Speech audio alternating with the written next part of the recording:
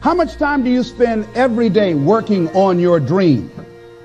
In the last 90 days, how many books have you read? In the last year, what new skill or knowledge have you acquired?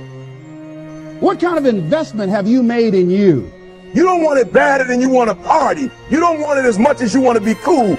Most of you don't want success as much as you want to sleep. Some of you love sleep more than you love success. And I'm here to tell you today, if you're going to be successful, you got to be willing to give up sleep.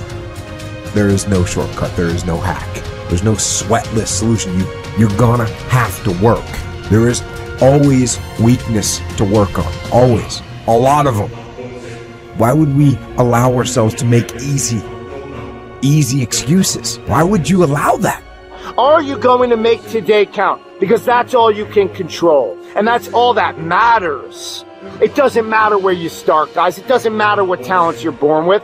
It's about where you finish. And this race isn't over. It's not over. You could still come in first in the marathon. But you gotta start today. You gotta start now. You have everything you have. Everything you need is inside you. But I realize that doesn't mean just because you don't think you're good enough doesn't mean you can't be good.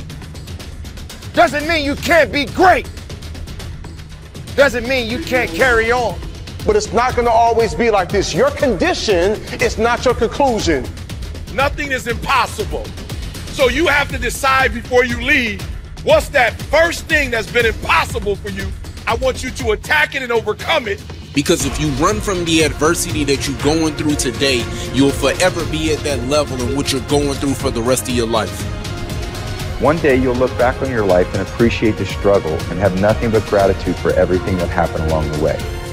And you come to recognize that in return, you're given the chance to earn the greatest edge of all, and one that can never be taken away. You have enough right now to change your life. You have enough right now to flip this world upside down. You have enough. You got enough power. You got enough anointing. You got enough grace. You got enough patience. You got enough gifting to make your money, get out of debt, get yourself together, and change everything about your world. Realize that you have the ability to make an impact. You have an opportunity to change that story in your head. Put yourself out there, because when you do, amazing things happen. The essence of life is growth. The essence of life is growth, to do the best you can. And here's what's interesting. Humans are the only life form that will do less than they possibly can. Humans are the only life form that will settle for less. Every other life form except human beings strive to its maximum capacity. How tall will a tree grow? Approximately.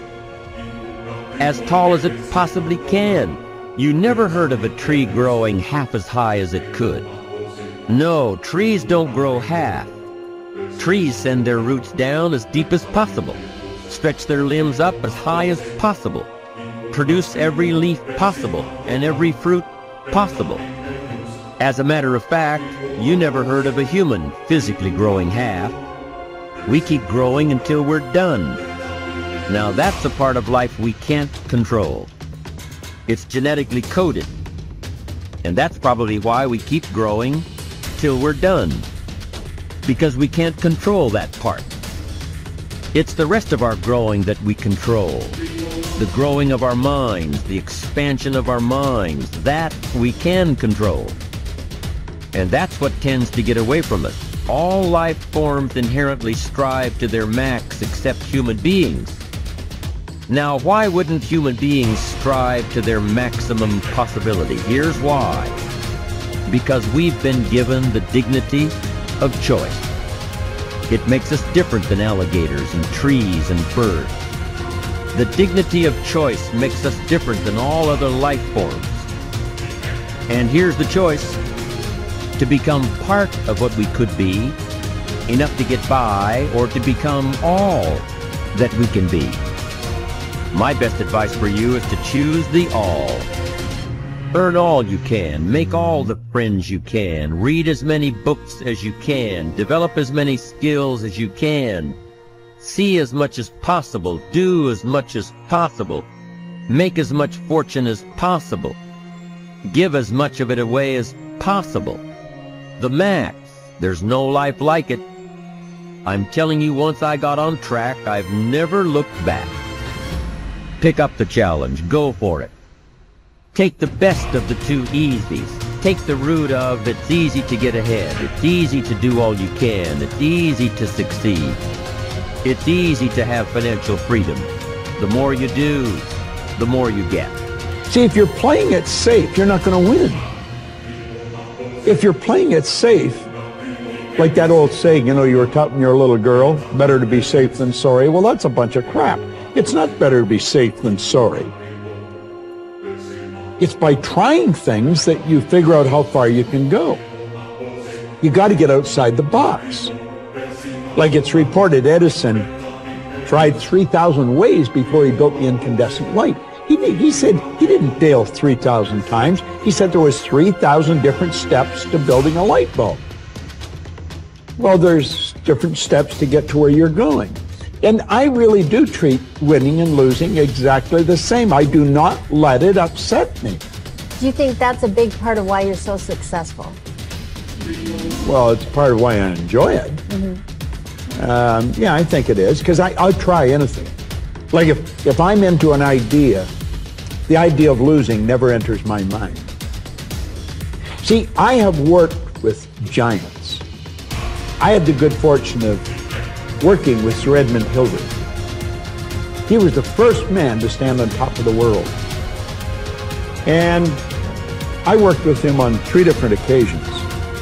And the only difference in Ed Hillary and Bob Proctor is in his size. Now, he's gone now, but he was a big man. And he shook hands with me. His hand wrapped right around mine. I felt like a dwarf, you know. And talking to him, like it never entered his mind he wouldn't get to the top of the mountain. But he failed in 1951. He failed in 1952. It wasn't until 1953 that he got to the top of the mountain. Now, people had died for centuries trying to do that. He said, I knew if I could see it in here, I could hold it out here. Stella Mann wrote that in a book. You can see it in your head, you can hold it in your hand. And that's right. And if you're not prepared to lose, you're never going to win, because you're always playing it safe. And there's no reward in that. Dare to go forward. Winston Churchill once said, courage is rightly considered the foremost of the virtues because upon it all others depend. Courage is the chief distinguishing characteristic of the true leader. It is almost always visible in the leader's words and actions. It is absolutely indispensable to success, happiness, and the ability to motivate other people to be the best they can be. Follow through on your vision. In a way, it is easy to develop a big vision for yourself and for the person you want to be. It is easy to commit yourself to living with complete integrity. But it requires incredible courage to follow through on your vision and on your commitments. You see, as soon as you set a high goal or standard for yourself, you will run into all kinds of difficulties and setbacks. Refuse to compromise. You will be surrounded by temptations to compromise your values and your vision. You will feel an almost irresistible urge to get along by going along. Your desire to earn the respect and cooperation of others can easily lead to the abandonment of your principles. And here is where courage comes in. Stick to your principles. Courage combined with integrity is the foundation of character. The first form of courage is your ability to stick to your principles, to stand for what you believe in and to refuse to budge unless you feel right about the alternative. Courage is also the ability to step out in faith, to launch out into the unknown, and then to face the inevitable doubt and uncertainty that accompany every new venture. Avoid the comfort zone. Most people are seduced by the lure of the comfort zone. This can be likened to going out of a warm house on a cold, windy morning. The average person, when he feels the storm swirling outside his comfort zone, rushes back inside where it's nice and warm. But not the true leader. The true leader has the courage to step away from the familiar and comfortable and to face the unknown with no guarantees of success. It is this ability to boldly go where no man has gone before that distinguishes you as a leader from the average person. This is the example that you must set if you are to rise above the average.